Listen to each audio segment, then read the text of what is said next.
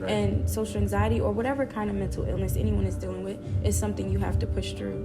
When you're feeling like you're going through really rough times or really hard times and you're feeling like you can't take it anymore, you don't have anybody, you don't know where to go, or you're feeling like you're in this darkness, it's something you have to push through to make sure you keep on going. And that's something that working out has taught me. I learned that here. Absolutely. One of the symptoms is like you feel like you're so alone. Like you're the only person going through this. Yeah, and it's like, when you get that sense of community, it's like, okay. Yes. And even that too, because I feel like growing up with social anxiety, I lost so many friends because of my different moods. I would disappear a lot. Yeah, so at one point, I resulted to alcohol. Yeah. So, hi, I am Zyaire. I go by Moonchild. Everybody calls me Moon. My Instagram, my dance Instagram is Zyaire, Z-Y-A-A, Moonchild _ and my mental health page is MH for mental health, so MH Warriors by Moon. I think there's an underscore, MH _ Warriors by Moon. Alright, eats. What's good? This is Vay, and I'm here with Zyaire. Or what do you go by on your Instagram page? Moonchild. We used to work together in New Jersey, and she has this Instagram page where she's spreading. Well, you can explain that. What is your Instagram page about? It's called Anxiety Warrior, right? It's called Mental Health Warriors. So it's MH _ Warriors. And it's basically for anybody struggling with any kind of mental health issues, and just to remind you that you can grow through it, and it doesn't make you any less than. It makes you a warrior, it makes you a conqueror. What inspired you to start that page? Okay, so growing up, I don't know from what age, I would say about 12. After 5th grade, going into 6th grade, I started struggling with social anxiety. I didn't really know that it was social anxiety at that time. I was going through a lot of different changes. My parents were going... 5th grade? 5th grade going into 6th grade. Oh, shit. Yeah. My mother and father were getting divorced, so that was a big change for me. And we were moving from one side of Irvington to the other side. So new schools, new people, no longer with my friends. So trying to branch out and get to know new people. And I feel like when my parents got divorced, that can come with a lot of different things. Like, yeah, I can relate. Yeah. Like a lot of emotions, especially when you're young. It's like, absolutely. Whoa, like you've seen them together your whole life, and then all of a sudden, big change. Yeah, and they also change because of it. So maybe how they had act towards me may have been different. They didn't know how to handle it, or they didn't know how to handle that situation and still be, I don't want to say good parents, because it's not like they were bad parents, but they struggled with their parenting during that time. Yeah. So it was a lot to deal with. Yeah. So going on to high school, I still really didn't know what it was. I used to think that I was just like, I used to think I was too mature for people. That's what I used to think at first. What were some of the symptoms that you would say that made you like start knowing that like, wait, something is like off? I couldn't speak around people. Only to my close friends I would talk. If other people came around, it was like my body shut down. I was mute. Yeah. And I was so uncomfortable. It's like butterflies, but not good butterflies. Yeah. And you just feel crazy all the time. Like birds. Yeah. It was hard for me to communicate. It was hard for me to be myself around other people. It was like I could only be myself at home or around my close friends.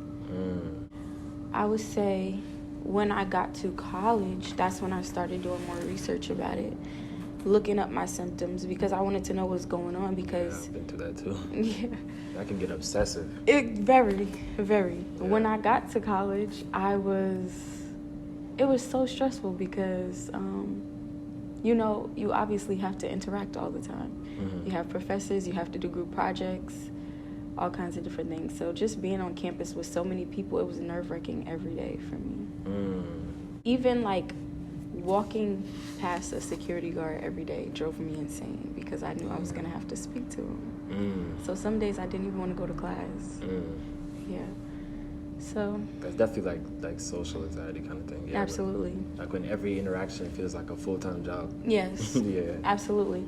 It feels like, the more I read about it, they say that when people with social anxiety come in contact with social situations, it's like your, what is it called? Your fear responses are kind of off. Like, you feel like you're in danger in situations you're not even in danger in. Like, just speaking to somebody makes me, but before, now I'm working on it, but before it made me feel like I was in danger. So I just had to do a lot more of research. When did you realize that, like, it was anxiety? I think I kind of asked that already. When did I realize? When I got to college and I started to do more research about it. Yeah, because I had to know what was that feeling. I didn't know what it was. I just thought something was so wrong with me. I didn't know what it was. What was, like, some of your lowest moments, if you don't mind sharing? Some of my lowest moments, as far as what? Like, dealing with the anxiety, I guess, yeah. Like, where you felt like it was, like, that's it, like, this is how I'm going to be the rest of my life. If you ever thought like that. Absolutely. If I'm being honest, I've dealt with... Yeah, feel free to say whatever. I've dealt with suicidal thoughts.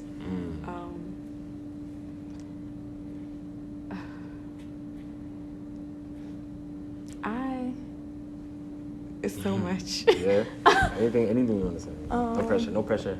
What was the question again? What was some of your lowest moments dealing with anxiety? Like, where you felt like did you ever feel like that was the it?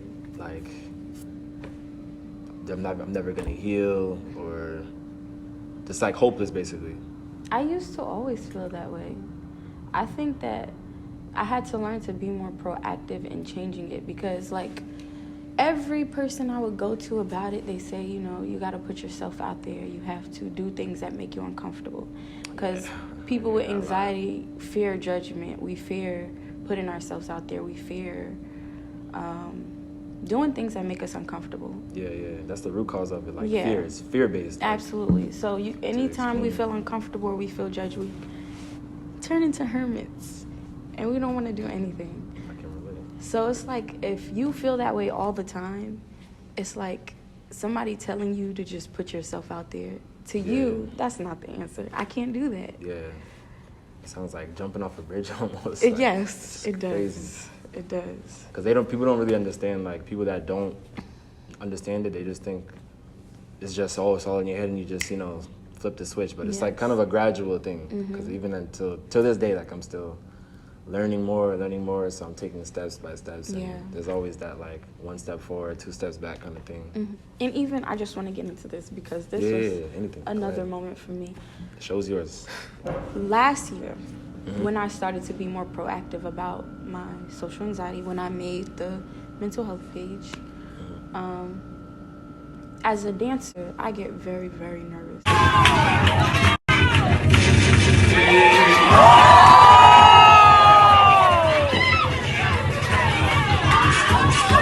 Because obviously that's something that I have to put myself out there to do. Yeah, you're performing. I've seen the videos. Yeah. And back then, when I first started dance, I wanted to be a dance instructor.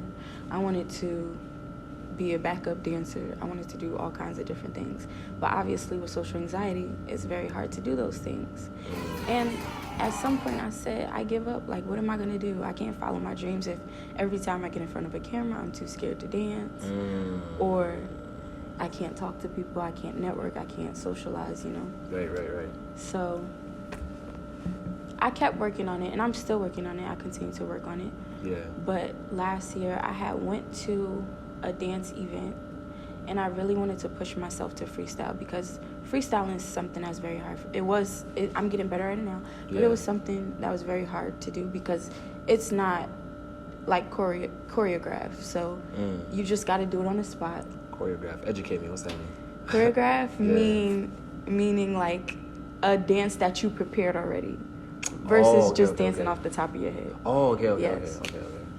So whenever I would freestyle, I would get really scared, and I wouldn't want to do it. Do you feel like it affected your performance? Absolutely. Because anytime I had to, you could tell I was uncomfortable, or I couldn't get my movements out, and it just didn't look like what it should have looked like. So you always want to make sure when you're dancing, you're giving a performance. Right. And it was hard for me to give out a performance when I was feeling uncomfortable. So I went to a dance event. It was a freestyle event to push myself. And before I even went, I was having a panic attack. I was so scared to go. I'm calling my friend, and I'm like crying, and I'm like, I'm super scared to go. I'm gonna go anyway, but I was so scared to go. And I got there, and everybody was so nice. Everyone was so supportive. It was a great experience, but I couldn't get my dance moves out. So we did like 3 ciphers, and everybody went one by one and danced. Right. And it was just really nerve-wracking for me. I couldn't get my dance moves out. So after that, I kind of spiraled back into depression. And I didn't dance for a couple of months, probably half a year. Wow. Yeah. Wow. And I just started getting back into it in January. Wow, like recently. That was last May. I didn't start getting back into dancing until January this year. Oh shit. Okay. So when did your healing journey start? When did my healing journey start? Yeah. That is, that's an interesting question. Or like, when did you define, like, all right, I'm kind of going upwards now? I feel like, okay, so it didn't start as an upward. The journey was long. The journey is still going. Yes. When I first found out about what I really had, I started reading social anxiety books. Because, okay, so first of all, if you go on YouTube, because we think we can find everything on YouTube, so I did start with YouTube. If you go on YouTube, they have the most, what's the word? It's not basic advice, but like vague kind of stuff? Vague advice, and advice that just does not have anything to do with people who have social anxiety. The advice is like, be confident. Yeah. Like, and it'd be like the little YouTube shorts. And they think like, man, it'd be like, like you said, be confident, or go pick outside, your head up, talk to people. Like, and it's like, man. Someone with social anxiety, we can't do those things. Yeah, exactly. Yeah, so. And a lot of it doesn't be like, it's not genuine. So it's really hard to find genuine people who've actually been through it. That's why I'm shooting this video, because it's important to hear it from somebody who's been through it. Yeah. Absolutely. Yeah. So, the information was just very vague, or it was for people who have shyness issues. That's something that could easily be corrected. And even what are we? Yeah. So the question, it was I forgot too. Sure. Oh, when did your healing journey start? Right. Yeah, so when did my healing journey start? Yeah. So when I was, I found a guy named Sean Cooper. He has social anxiety. The YouTuber? He has a social anxiety program, and he actually wrote that book. I wish I could show it to the camera. Oh, okay. But it's okay. I'll show it later. Yeah, we can show that. He wrote the social anxiety book, and that was my first book that I started using to work through my social anxiety, which at first it didn't really help me, because the things that you had to practice in the book were things I was all afraid to do. So for years, I would just look at the book and not do anything about it. Then the more I went on YouTube and I saw people who were under the same videos that I was looking at, who have real social anxiety, there so many people in the comments are saying this stuff doesn't help. If you know somebody with social anxiety, you would know we can't do these things. And I'm just like, it's so relatable. And I'm like, so you know what? As I'm going through my journey, I need to, as I'm healing, I want to make sure that other people are healing with me, because we're going through the same things. Yeah. It's also important. That's one thing that started helping me too was realizing that I'm not alone, because Absolutely. one of the symptoms is like you feel like you're So alone. like you're the only person going through this. Yeah, and it's like, when you get that sense of community, it's like, okay. Yes, and even that too, because I feel like growing up with social anxiety, I lost so many friends because of my different moods. I would disappear a lot. Or I just didn't always know how to communicate. I didn't know how to communicate what I was feeling. I didn't know how to communicate what was going on in my mind. It was hard for me to just communicate with people, period. So I felt like I lost a lot of genuine friends that I loved and cared about. And I eventually found a group of people who tried their hardest to understand me, which is my dance team. They tried their hardest to understand me. And no matter if I disappeared, they were always there for me when I was ready to come back. So did any of them come out and be like, I can relate to that? Or were they all like... They never knew what I was going through, but they always asked questions and tried to understand and help me in the best way that they could. That's most important. But about my healing journey. Yeah. Go ahead. Mike's yours. So I wanted to make sure that I was helping people while I was also helping myself. And that's good. What did I... That's a selfless thing to do, because a lot of people deal with it on their own, or they like resort to drugs or whatever the case may be. And so at one point I resorted to alcohol. Yeah. Wow. I did. Yeah, I feel you. Okay. I would like day drink so I could socialize with people. Yeah. But I told myself I had to stop doing that because I didn't want to become an alcoholic, but that was something that I struggled with too. Wow. Okay. And I really, honestly, I feel like my healing journey started going upward last year, and I've been working on it since college. So how many years ago? College, I would say I started college when I was turning 18. So 18, and I am now 25. So last year when I was 24, that's when my healing journey started going upward. And that's, even you years saying of that work. gives me hope and other people hope, because people will be like, man, it's been a year, like no progress, 2 years, no progress. But you gotta take it day by day. Yeah, you gotta like hold on to faith, which we'll get into that later. So continue. And some people move faster than others, but sometimes we don't always get it. Like, I feel like everything is about discipline. If I would have knew that a long time ago, I would have been able to fix it quicker. Yeah. But everything is about discipline. Yeah, discipline. That's even with everything in life, discipline, for sure. Yes. Making sure you have good habits. Like, I know everybody is not into the whole health thing, but eating healthy, it really affects the way you think. It really affects your moods. People will say it don't, but it definitely does. Teaching me. Yes. Spit some game. It does. Working out, it helps you feel more confident. It helps you. Working out for sure. Yeah. It helps you be more disciplined because it's something you have to push through. Right. And social anxiety or whatever kind of mental illness anyone is dealing with is something you have to push through. When you're feeling like you're going through really rough times or really hard times, and you're feeling like you can't take it anymore, you don't have anybody, you don't know where to go, or you're feeling like you're in this darkness, it's something you have to push through to make sure you keep on going. And that's something that working out has taught me. I learned that here. Nice. So that was a big part of my healing journey. Wow. Did you ever do that one step forward, 2 steps back kind of thing? Not dancing, like with this thing. In life. Absolutely. Right. I done jumped forward and tumbled down a couple of times and had to pick myself back up. I know that feeling. Like you climb Mount Everest and you just get it pulled from underneath you. And you shouldn't feel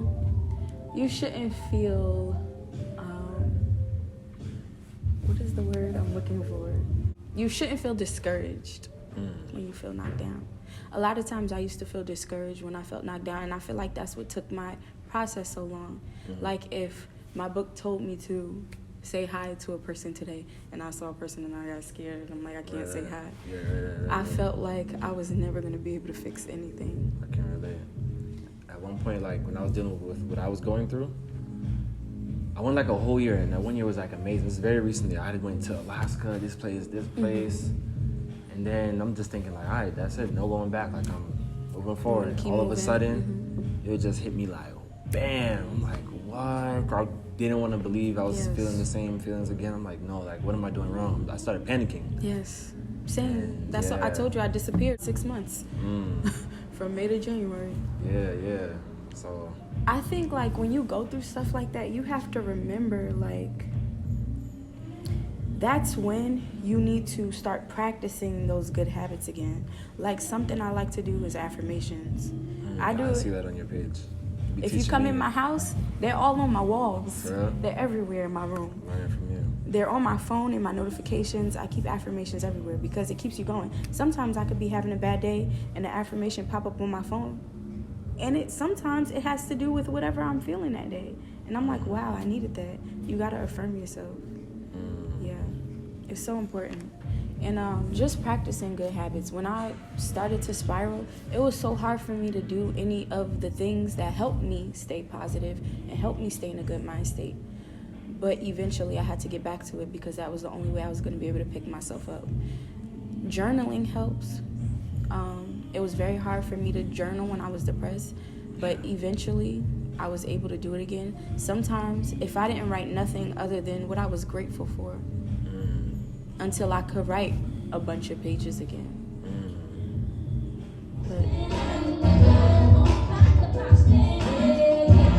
Okay, so last and final question. What would you tell people who feel like there's no way out and then that's it?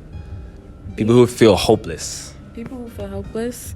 I would say be patient with yourself. Be patient with yourself and give yourself grace. When you don't feel like getting up today, it's okay to not feel like getting up today. Make sure it's not a habit every day. Sometimes you have to speak positivity into yourself. Always speak positivity into yourself. Days I don't feel like getting up, I say, Zyaire, you gotta get up.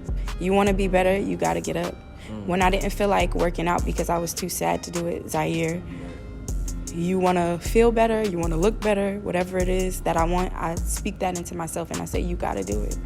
So remind yourself, even when you don't want to, I still gotta do it.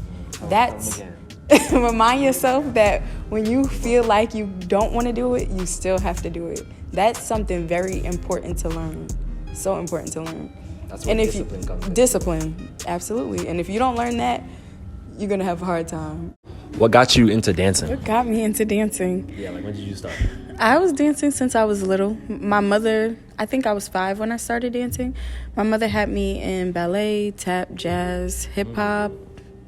And I started to, when I couldn't dance anymore in dance school because of finances, I ended up praise dancing.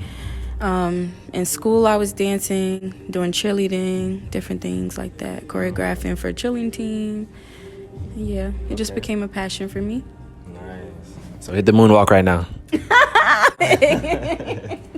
Okay. What's something that you love to do, something that you could do without being paid? I think I know the answer, but confirm it. Dancing. Dancing? I love to get paid for my talent, though. That's it. But absolutely dancing. All right, what you got in your hand? You want to show us some books that you've read? These are 4 books that helped me during my social anxiety journey. This is the Social Anxiety Manual by Sean Cooper, someone who actually went through and experienced social anxiety. It's a workbook to help you challenge yourselves with different activities to get out of your comfort zone and help beat social anxiety. This one was a book my ex-boyfriend actually introduced to me. It's a Hawaiian practice called Ho'oponopono. It's a Hawaiian practice. Okay. And the practice teaches you, what is it that they say? They basically teach you to forgive yourself for all the things that you've been through, all your different traumas, so you can learn to heal from them and move on. So their saying is, I'm sorry, I forgive you, thank you, I love you. You say that to yourself whenever you're thinking about anything traumatic or, yeah. So this helped me heal a lot of my trauma, and it's still helping me heal trauma that I'm still healing from. This one, as you can see, I read this one a lot. The cover is gone. It's called Presence. Presence, okay. I find that people with social anxiety like me, we find it very hard to stay present. Yeah. We spend most of our time in our heads. We speak more in our heads Yeah, than we out do loud. Yeah. in person. So, presence. This is a book that teaches you to be in the present moment. And the last one, mind hacking. Okay. This one I haven't really dug into yet. You got these on Amazon or where did you get these? Okay. Amazon. This one I'm still digging into, but this is also another one that has different activities to help you step out of your comfort zones and challenge yourself every day.